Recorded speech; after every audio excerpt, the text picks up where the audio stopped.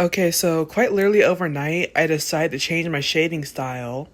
Okay, so before I get into what inspired this change and what was basically a staple in my art style, I feel like I should credit who and what inspired this change in the first place. The first person I would love to give credit to for inspiring me in the first place is at nfunnies on Twitter.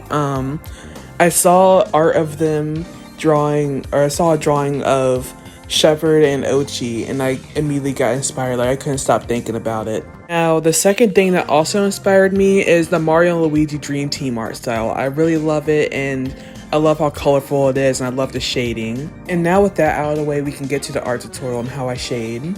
First things first, I take a layer, put it on multiply, and I clip it to the bottom layer that I want the color to be on. So with this new shading style, instead of just doing hard lines of where I want the shadows to be, I do squiggles instead. So basically, just let your wrist get real loose. Don't worry about if any shading goes in other areas, just don't worry about it.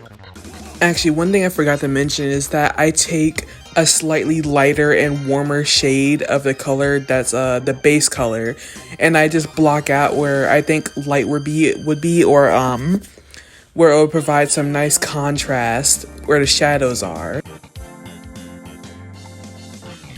And then I take that same layer and I duplicate it, and I add that hard to pronounce word, Gaussian blur, I think.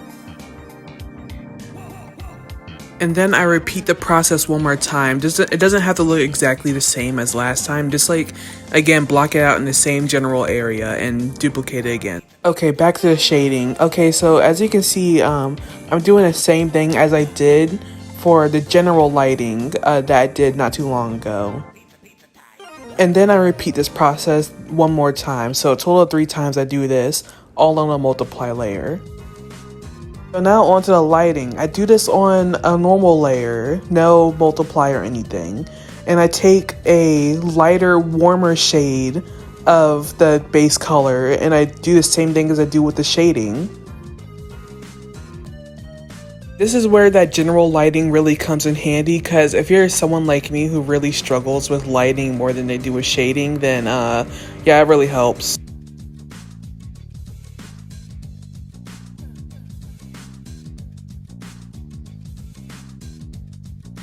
Before this tutorial is complete, there's 2 more things that I do.